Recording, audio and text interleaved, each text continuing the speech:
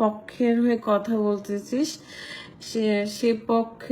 সে পক্ষকে আমি নিজের হাতে তুলেছি। ওকে, সো আমাকে এসব কথা বলিস না।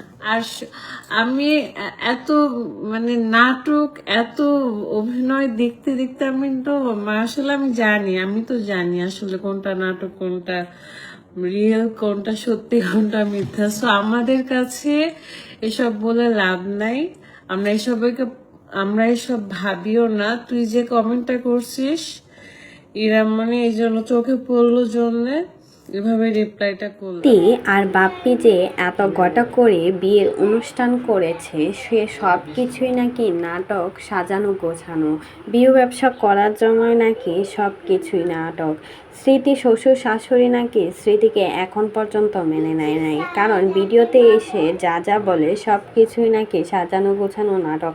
আর সে সব কিছুই ফারহানা বিথি জানে। আর যদি একবার মুখ খোলে তাহলে স্মৃতি আর মুখ লুকানোর জায়গা পাবে না।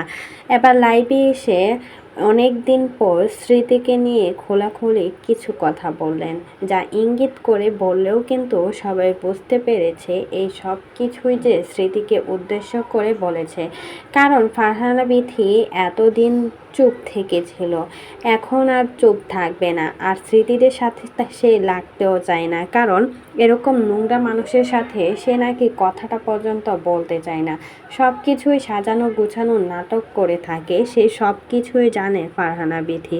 তাই এসবের কোনো ধারে না ফারহানা বিথি। সে তার কাজ নিয়ে ব্যস্ত থাকে, কারোর পিছনে পড়ে থাকার এখন আর টাইম নেই ফারহানা বিথি। একটা সময় এই দুই বান্ধবী এত বেশি ভাইরাল ছিল সোশ্যাল মিডিয়াতে, আর হঠাৎ করে তাদের মাঝে এত বেশি ঝগড়া হলো যে একজন আরেকজনের নাম শুনতে পর্যন্ত চায় না। স্মৃতিকে নিয়ে তার লাইভে প্রশ্ন করাতেই কিন্তু ফারহানা বিথি রেগে যায়, আর রেগে গিয়েই কিন্তু স্মৃতিকে নিয়ে মুখ খোলা শুরু করেন। কিন্তু রাত তাকে আটকে দিয়েছে, তা না হলে স্মৃতির সব কিছুই কিন্তু ফাঁস করে দিতে চেয়েছিল ফারহানা বিথি। কিন্তু তার স্বামী রাত তাকে আটকে নিয়েছে, কারণ নোংরাদের সাথে তারা লাগতে যেতে চায় না। সে তার মতো করে ভালো আছে, আর ফারহানা বিথি তার কাজ নিয়ে ব্যস্ত আছে, এখন আর কাউকে দেখার টাইম নেই। এই ফারহানা বিথির হাত ধরেই কিন্তু রাজশাহীর যতগুলো কন্টেন্ট ক্রিয়েটর আছে সবগুলোই ভাইরাল হয়েছে, লাখ লাখ টাকা ইনকাম করেছে শুধুমাত্র এই ফারহানা বিথির জন্যই।